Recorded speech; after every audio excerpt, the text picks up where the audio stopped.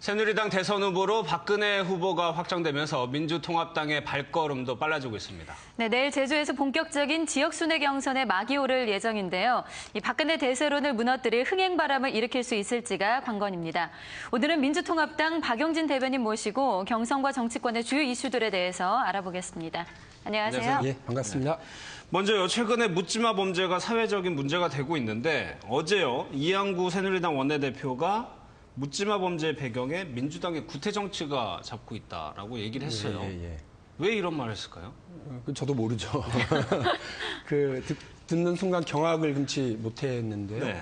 이양구 대표가 어제 민주당의 이런 비판적인 태도나 이런 것들이 낙곰수, SNS상의 막말 네. 이런 것에 영향을 미치고 있고 최근에 학교 폭력 묻지마 범죄에도 영향을 주고 있다 이렇게 표현을 하셨어요. 제1야당이 연립정부로 참여하고 있는 것이 아닌 이상 당연히 정부의 태도나 여당의 잘못된 부분을 지적하고 비판해야 되는 거 아닙니까? 그런데 이런 것을 묻지마 범죄에 영향을 주고 있는 것이라 얘기하는 여당의 원내대표 말씀에 경악을 금치 못했고요. 네. 다시 말씀드리지만 이 최근에 벌어지고 있는 이 묻지마 범죄의 이면에는 그 사회적인 어떤 이유가 있습니다.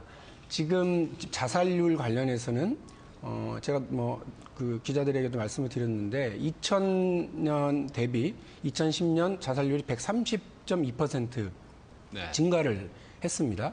그리고 최근에 발표된 경제 고통 지수라는 게 있는데요. IMF 직후, 그다음에 2008년 금융위기 직후, 지금이 세 번째로 국민들에게 고통 지수가 가장 큰 때라고 해요. 네. 정부 여당으로서 이러한 민생 파탄, 경제 위기에 대한 정책 실패 이런 것들에 대해서 책임 있는 태도를 보이는 게 우선이지 이걸 다 야당한테 뒤집어 씌우고 말도 되지 않는 이런 막말을 내뿜고 계시는 걸 보고 네.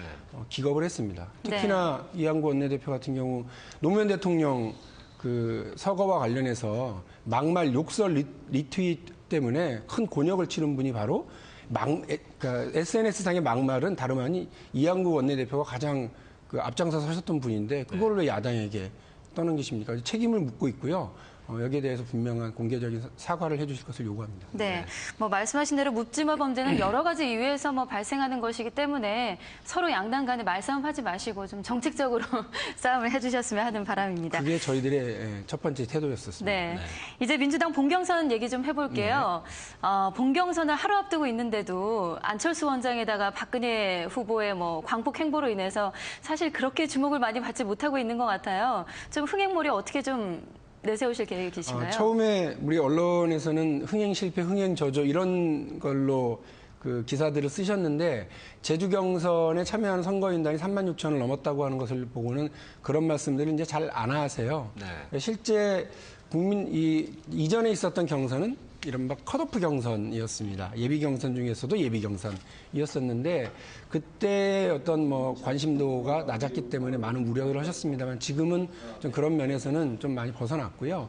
물론 말씀하신 것처럼 안철수 원장에 대한 국민적인 관심이나 이런 것 때문에 야권 전체 시선이 조금 분산되는 것은 있습니다만 이번 주말이 뜨거운 주말이 될 것 같고요. 제주에서의 토요일 밤이 뜨거운 밤이 될 것 같습니다. 그래서 제주 경선을 반영하는 결과가 나타나고 또 그 다음날 울산 발표되고 나면서부터는 민주당 경선의 역동성을 국민들이 많이 주목하실 것 같습니다. 네.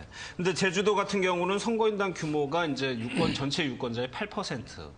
좀 비이상적으로 좀 많은 것 같은데 그러다 보니까 각 캠프에서 동원 선거, 조직 선거 그런 얘기가 나올 수밖에 없고요. 그러게 되면 결과가 나온 이후에 또 문제가 불거질 수도 있는데 이 부분은 좀 어떻습니까? 많으면 많은 대로 적으면 적은 대로 하여간 걱정들을 해주시는데 기본적으로요. 동원 경선에 대한 우려는 좀 적은 게 이게 버스를 동원하는 것도 아니고요. 사람을 실어 나르는 일도 아닙니다. 두 번째로 지금 시스템은 본인이 직접 전화해서 신청하고 본인의 핸드폰으로 인증번호를 받아서 하는 그래서 다른 사람이 대리해 줄 수 없는 구조적으로 그런 시스템이에요. 그래서 36,000명의 제주 특별시민들이 이렇게 참여를 하셨으면 본인들이 참여한 거지 누가 대리해 준 가능성은 거의 없습니다. 그래서 동원 경선, 조직 선거라고 하는 게 이제 조직 이 맞닥뜨리는 거니까 당연히 뭐 조직 동원은 되겠습니다만은 그것이 이른바 부정선거, 뭐 대리투표 이런 식으로 번질 가능성은 없다는 말씀은 드리겠습니다. 네, 끝나고 나서도 뭐 별말이 없었으면 좋겠고요. 예. 아까도 잠깐 얘기를 했지만은 그 본경선을 앞두고 하필이면은 범야권 시민 원로사회 분들이 또 안철수 원장에 대해서 한 말씀 하셨고요. 법륜수 님도 한 말씀 하셨고 계속 안철수 원장 쪽으로 지금 화제가 집중되고 있는 것 같아요. 좀 어떻게 해야 되나요? 저희가 어쩌겠습니까? 바람은 불고 나뭇잎은 네. 떨어지고 하는 건데요. 저희로서는 저희의 역할을 이렇게 충실하게 할 따름입니다. 야당, 제1야당은 단지 그 염화미소를 띠고 또 이렇게 정중동의 모습을 보이고 이러는 것이 아니라 실질적으로 이번 대선에서 승리하고 다음 5년을 책임져 가야 되는 막중한 역할을 저는 준비하고 있는 겁니다. 그래서 그냥 한 개인 그리고 정치권 바깥에서 정치권을 바라보면서 이런저런 멘트를 날리는 것이 아니라 실제 이 진흙구덩이 안에서 다음 정권이라고 하는 연꽃을 피워내기 위한 역할을 저희들이 해야 되기 때문에 치열하게 그리고 보다 과감하게 저희의 역할과 임무를 해내도록 하겠습니다. 그런데 시민사회 원로들이 뭐 당권이 아니니까 그렇다 치더라도 법륜수님 같은 경우는 김한길 최고위원이 주도를 했단 말이에요. 예. 김한길 최고위원은 당직자로서 경선에 더 흥행에 애를 써야 되는데 안철수 교수를 왜 굳이 이 시점에서 끌어들여서 국회에서 얘기를 했을까요? 일단 국회의원들 모임을 통해서 그렇게 하신 것 같고 또 그러한 이러저러한 어떤 우려에 대해서 알고 있었기 때문에 당일날 뭐 행사를 진행하면서도 안철수라고 하는 특정인 이름은 뭐 거론하지 말자라고 얘기도 하고 그랬다고 합니다.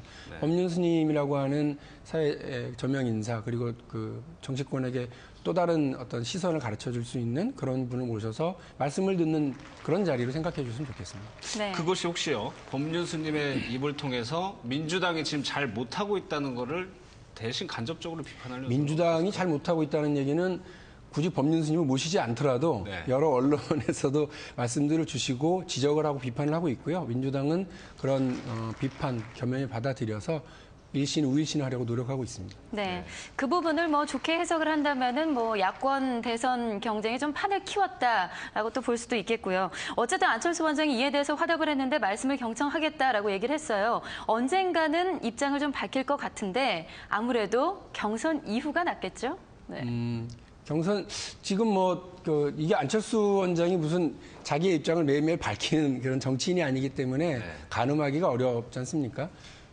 아무래도 그 보도되고 있는 내용들을 보면 그렇게 할 것 같습니다. 저희 경선 끝나고 나서 하실 것 같고 하실지 안 하실지도 아직 정확하지 않은 거잖아요. 그래서 정치권에서 안철수 원장에 대해서 지나치게 이렇게 저렇게 예측하는 것도 적절치는 않은 것 같아요. 일단 민주당으로서는 경선 끝나고 하는 게 나은 거죠. 네, 일단 우리 할 일 다 끝내고 나서 네. 최근에요. 박근혜 후보가 새누리당의 대선 후보로 공식 확정되면서 봉화마을을 가고 뭐 이 여사를 찾아뵙고요. 그러면은 대통합의 행보를 보이고 있는데 민주당으로서는 통합을 위해서 그럼 어떤 일을 할 수 있느냐? 의문이 뭐 당연히 생길 수밖에 없습니다. 네. 어떤 것이 좀 가능하겠습니까? 민주당이 그 어떤 통합적 행보라고 하는 것은 전제가 우리 국민들이 혹은 뭐 어떤 진영이 이렇게 진영화되어 있다는 거 아니겠습니까? 여야로 이렇게. 그를 위해서 할 수 있는 건 역시 사회통합의 가장 기본은 적극적인 복지 정책이고요. 또 사회통합의 여러 상징들을 잘 배치해 나가는 것이라고 생각을 합니다. 저는 박근혜 후보가 봉화마을을 찾아간 것이 뭐 적극적인 사회통합 행보다 이렇게 보지는 않아요. 당연히 국가 전직 지도자의 묘소를 참배하는 것이 기본적인 거죠. 상례죠. 저는 그렇게 보고 있습니다. 그래서 그런 의미로 봐야지 전직 대통령 그것도 민주정부의 전직 대통령의 묘소를 참배하는 것을 두고 과하게 통합 행보다라고 얘기하는 거면 좀 이거는 좀 글쎄요 제가 선뜻 동의가 되지는 않습니다. 네.